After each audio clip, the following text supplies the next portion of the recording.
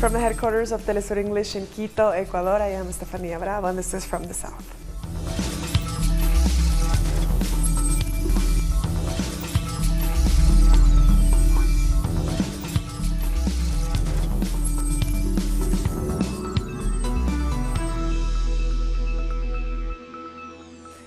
Several human rights organizations have asked Turkey to allow the United Nations to investigate the death of Saudi journalist Jamal Khashoggi. Four human rights NGOs have demanded Ankara to carry an independent inspection on how Khashoggi died. The journalist disappeared when entering the Saudi consulate in Istanbul on October 2nd. We believe that the only way to ensure that there is no whitewash in the disappearance of Jamal Khashoggi is that the United Nations take on an independent, transparent, and international investigation. As the international pressure grows for the lack of clarity of what happened with Khashoggi, local media are releasing information. The Turkish newspaper Yeni Safak has said they have access to the audio clip that reveals how the journalist was tortured and beheaded in the Saudi consulate in Istanbul. Moving on, the first group of Honduran migrants has already arrived at the Guatemalan border with Mexico. Thousands more are walking across Guatemala on their way to the United States. The migrant caravan set off from Honduras last weekend. Honduran migrants are trying to reach the capital of Guatemala to continue their journey to Mexico and the United States. Some have opted to get on trailers, since their fatigue is obvious. Despite that, they say they are not going back to their country. We are not going back, and I am not a leader. I am the people, and for the people, if I die, I die, and if we have to fight, we will have to fight. The conditions in which they're making this journey are not ideal. Overcrowding in trucks and the high temperature of the eastern region of the country has led the Ombudsman for Human Rights to demand controls from the Civil National Police to avoid children being taken in this kind of transport. Those who had begun the journey by truck now have to walk again. It is a very complicated situation because the number of Honduran people that are passing through Guatemalan territory is high. They have the purpose to reach as soon as possible to the border with Mexico, and therefore they are seeking the way to transport them in a more agile way. The situation is that we know for a fact that some people have suffered accidents or harm when they get into the trucks. It's clear that a large number of Hondurans have chosen to stay on the caravan and walk thousands of kilometers to the Guatemalan capital. This mother with her 3 children says that the wish to have a job is what keeps her going, and says her goal is to reach the United States. I left my country because I don't have a job and I have 3 children. I'm living with the idea of moving forward because I am alone with them. I wish that they let us pass. My idea is to go to work to move forward with my children. Hundreds have already arrived in the capital and others are arriving at the border with Mexico, all with a clear goal of leaving their country, which they say has denied them the possibility of a better quality of life. Our correspondent Gilda Silvestrucci was with one of the migrants as they set off from the Guatemalan capital. We are in the avenue in Guatemala City. This caravan of migrants set off from their shelter at 4:30 in the morning. Behind me is a small group of them. Many others set off in vehicles heading for the border with Mexico. As you can see, most of them are young. Further back, there are women with children as well as the elderly. As I say, many have taken rides because the distance to the frontier is more than 200 kilometers. That's about 5-hour drive, which is why they left early because they had a long day ahead of them. We thank Gilda Silvestrucci for that report. The caravan is now split into several parts. On Wednesday, another group of 500 Hondurans arrived at the border with El Salvador by taking a different route on their way to the United States. Our correspondent Ernesto Avalos has more. El Salvador's migration authorities have reported that late Wednesday, some 500 Hondurans arrived at the border. They were coming from the southernmost departments of Honduras, with the intention of crossing Salvadoran territory on their way to the United States. This makes the second caravan from Honduras to head towards the United States. Migration authorities have said that those who meet the migration requirements of El Salvador will have free access to the country. At the same time, those who do not carry the proper legal documents will not be able to pass through the Salvadoran border. But over the last few hours, we have heard from organization of the Jesuit Church, which is not in agreement with this policy of Donald Trump, which has threatened to remove aid from countries of the Northern Triangle, Guatemala, Honduras, and El Salvador. This enlarges the crisis which began with the migration of Hondurans, whose need to live stems from the economic crisis as well as the violence in their country. We thank Ernesto Avalos for that report. And U.S. President Donald Trump again threatened Honduras, Guatemala, and El Salvador over the migrant caravan. Trump took to Twitter to warn that if Mexico doesn't control the situation, he will send the U.S. military to the southern border to stop the caravan of migrants. He also said he is cutting all funds to those countries. He also accused migrants of being criminals. The Guatemalan president has reacted to his U.S. counterpart's threats to cut off aid to Central American countries if they don't stop the caravan. With the United States and with every other country in the world, with me in government, we have maintained exchanges at the level at which countries should have them. No aid should be conditional. No aid should be demanded. Meanwhile, Mexican President-elect Andrés Manuel López Obrador says he will offer working visas to migrants when he takes office. He added this is a way of offering an alternative to those who decided to leave their countries. The elected president also rejected the threats of U.S. President Donald Trump to stop migrants from reaching the United States. Our correspondent in Mexico City, Pablo Perez, has more on the caravan heading to the U.S. So after knowing of the migrant caravan that comes from Central America, the President of the United States, Donald Trump, released another Twitter rant, and where he is blaming the governments of Honduras, El Salvador, Nicaragua, Guatemala, and also Mexico of, well, not caring for their people and, well, letting all these migrants go through the southern border of the United States. He is threatening those countries of cutting off any kind of financial aid that they might get from the United States. And he is saying that he will send troops to the border to close the border to Mexico if Mexico doesn't stop the migrant influx. This caravan that is said to have around 2,000 people has already left El Salvador, Honduras, and is in Guatemala right now en route to Mexico, to the southern state of Chiapas, where they will be received by human rights organizations, Human Rights Watch organizations, and other local migrant aid organizations. And well, President Trump's posture contrasts strongly with the President-elect Andrés Manuel López Obrador, that says that the only way of coping with migration is improving their life, the quality on their countries of origin. That was Pablo Perez from Mexico City. More news now. The Ecuadorian government has expelled the Venezuelan ambassador Carol Delgado. The decision came after Communications Minister Jorge Rodríguez made some comments on the Ecuadorian President Lenín Moreno. I heard President Lenín Moreno saying that 6,000 Venezuelans in bad health entered in his country. That means that 149 buses had to leave Venezuela daily to Ecuador. Moreno says 1 million Venezuelans arrived to Ecuador, but that is possible only if 140 buses leave Venezuela daily for 7 years. We'll be back very soon. Stay with us.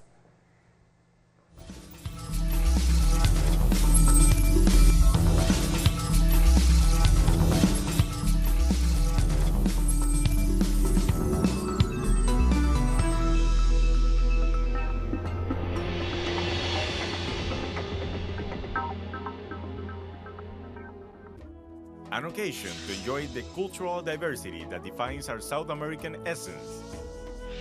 Come along to find out the story behind these personalities, traditions, and artistic expressions that unite us as a whole.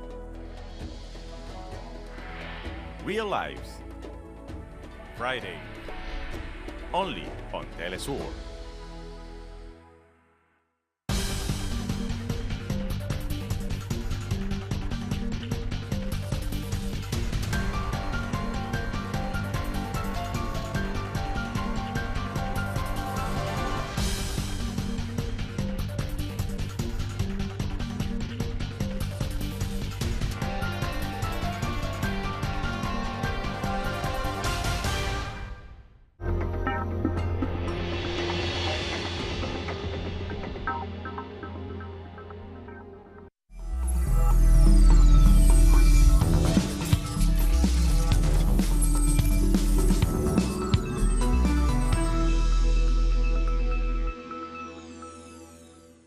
Welcome back. Brazilian Workers' Party candidate Fernando Haddad has condemned illegal online tricks to promote a defamation campaign against him. Haddad has accused his right-wing rival Jair Bolsonaro of hiring firms to spread lies through bulk messages via online apps. He has responded to a report by a Folha de Sao Paulo newspaper that discovered contracts worth more than $3 million to send out messages attacking him. Today, the Folha de Sao Paulo daily brought proof that there was in fact a meeting of a criminal organization of businessmen that through a slush fund promoted a campaign of defamation, trying to defraud the first round. Bolsonaro supporters have murdered a trans woman in Sao Paulo. Last Tuesday, a group of male supporters of the right-wing candidate killed the woman in the center of the city. They stabbed her while shouting, "Bolsonaro, yes, him," as a response to the political and feminist Ele Now demonstrations. In the 10 days since the election, there have been 50 violent attacks across 18 states in Brazil. Still in Brazil, a court in Sao Paulo has overturned a conviction for torture and murder against the most prolific murderer under the military dictatorship of the 1970s. The ruling is seen as a worrying precedent, as the leading candidate in the current presidential race has himself spoken in favor of torture and praised military rule. The Sao Paulo Court of Justice decided that the statute of limitation does apply to the crime committed by Colonel Brilhante Ustra during the military dictatorship. He was responsible for the torture and murder of journalist Luis Eduardo Merlino in 1971. The victim's family has been seeking justice for 47 years. The court is very conservative, but I believe that they are also affected by the conservative wave that is now sweeping Brazil today, and which serves those who defend torture. In addition, the court didn't find evidence that Ustra took part in the crime committed at the Military Intelligence Center, a notorious torture site which he commanded. The judgment contradicts the early ruling of a lower court and hundreds of testimonies given to the Truth Commission, like that of Eleonora Menicucci, who was also tortured. It is terrifying in terms of truth, memory, and democracy. In Brazil, we are in a fight between civilization and barbarism. After the first court ruling, the case was shelved for 6 years, and Ustra died a free man. With just days to go before the presidential runoff, this court decided in favor of the men who Jair Bolsonaro praised during the impeachment of Dilma Rousseff. She was also tortured by Colonel Ustra, and as president, she set up Brazil's Truth Commission. According to all the human rights treaties that Brazil signed and ratified, the crime of torture is subject to a ruling of the Inter-American Court of Human Rights, which doesn't accept self-amnesty. So the statute of limitations does not apply to torture and murder. In the current climate of political violence in Brazil, the court's decision to grant impunity to someone recognized as the military dictatorship worst killer has caused surprise and shock. The Peruvian opposition leader Keiko Fujimori has been released from jail.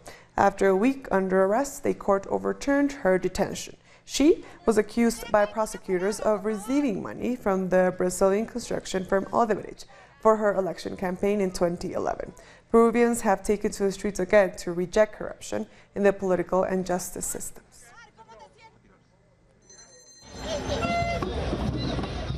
Every day a new case of corruption, and people are fed up. As Peruvians gathered for another protest, news came through that the leader of the white-collar criminal gang and former judge Cesar Nostroza had escaped from the country. It's totally despicable. The whole political system is responsible, and it starts with the leaders of the Congress. They didn't do what was needed for the Ministry of Justice to be able to act. He has made a mockery of us. He has been protected by the police chief, Jorge Chavez, as well as by the Congress and the justice system. This is just one of the reasons why Peruvians took to the streets again. They're also rejecting a series of arbitrary decisions by the Congress. Among them, the law that lets the dictator Alberto Fujimori and other human rights abusers go free. We will not let him walk free for the murder of our relatives. He has to go back to jail and serve his 25 years. He is pretending to be sick, that he is dying. But God is great, and he will have his punishment.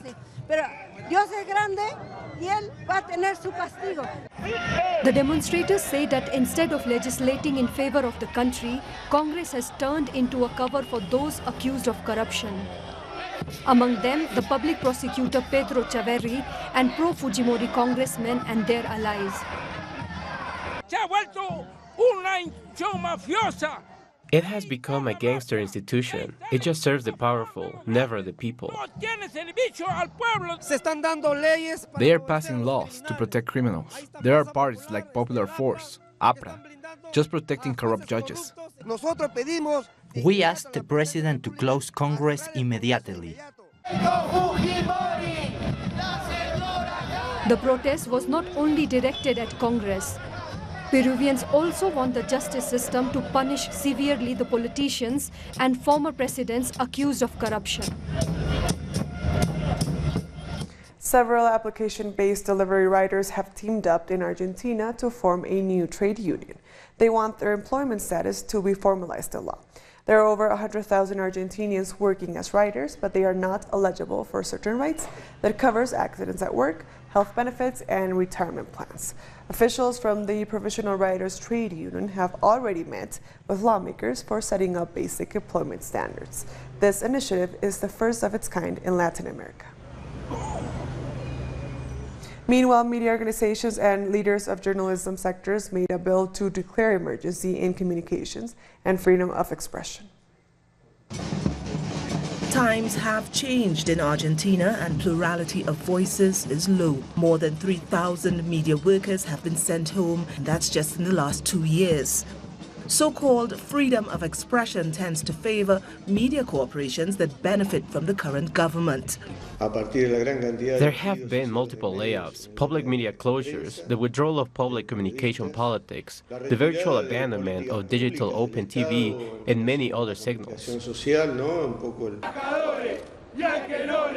Coalition for a Democratic Communication was formed by diverse media organizations and journalists.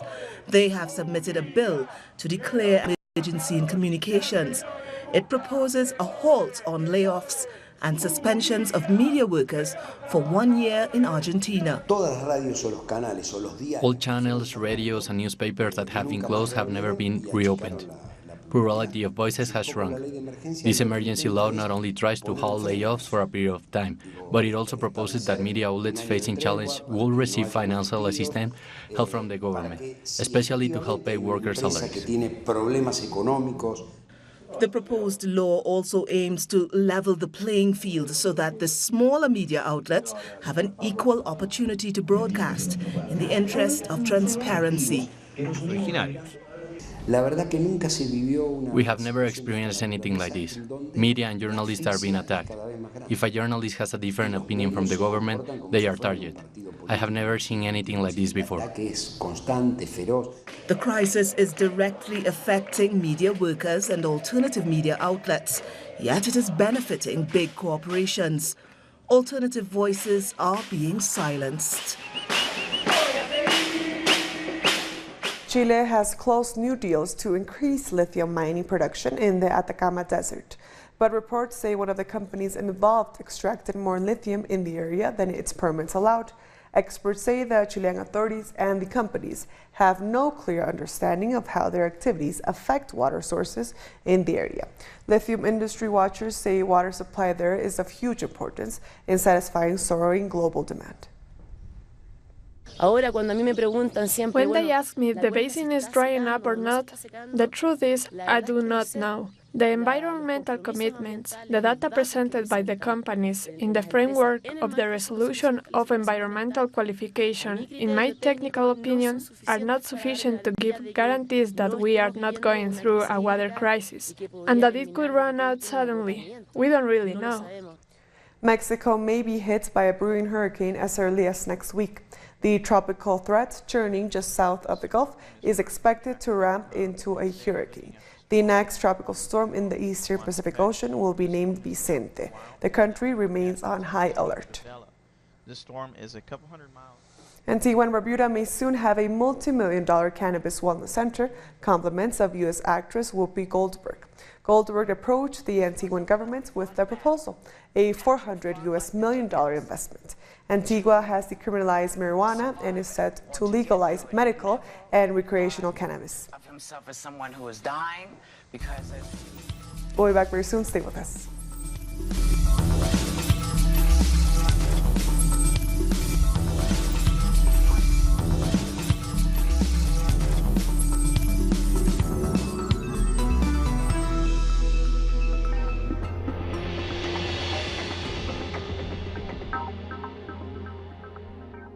We are always there tracking the news.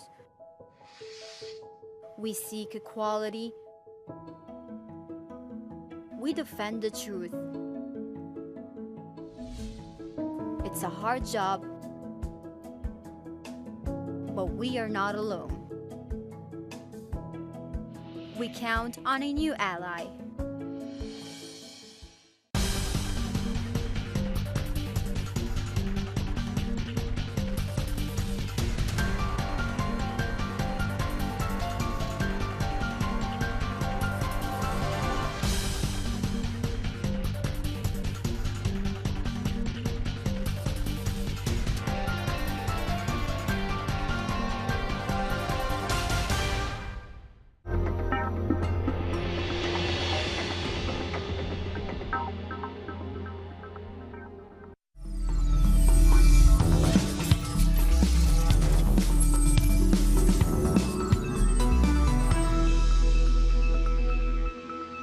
Welcome back. Bhutan is voting in a national election for a new government. The new government will have the challenge of boosting the economy without compromising the country's fierce independence streak. This is the third election since the monarchy initiated a transition to democracy in 2008. French Minister of Foreign Affairs Jean-Yves Le Drian has visited a new academy against terrorism in Ivory Coast. The French minister has met with the Ivorian Minister of Defense. He said both countries will join elite units specialized in terrorism to prevent these types of acts. The international site for fighting terrorism is due to open in 2019. Women have marched in Liberia's capital, Monrovia, calling for justice and protection for girls allegedly sexually abused by a charity worker. Protesters delivered a petition to several ministries demanding action following the publication of a documentary by ProPublica. The film reveals how the late co-founder of the U.S. charity Macintosh Johnson raped girls in a school open to save them from sexual exploitation. The Liberian vice president is demanding an investigation. Tens of thousands of taxi drivers in South Korea have protested against the carpool service planned by the country's most popular chat app company. Taxi drivers fear this could threaten their livelihoods, but the app company said it would only run the service during rush hours to compensate the shortage of taxis. Hardlines have blocked one of the holiest temples in India to women. Hundreds of men have stopped women from entering, throwing stones at buses and blocking intersections. They have also called for a 12-hour strike. The Supreme Court has recently removed a law which used to ban women in menstrual age to enter the temple. And finally, India is preparing for the Dussehra festival. In capital New Delhi, Indian artists are making figures of Demon King Ravana to celebrate. The figures will be burnt afterwards as part of the celebration that symbolize the triumph of good over evil.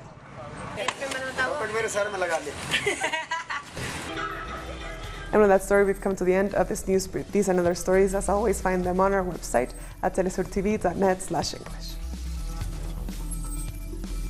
And also join us on social media, on Facebook, on Twitter, and on Instagram. For Telesur English, I am Estefania Bravo. Thank you for watching.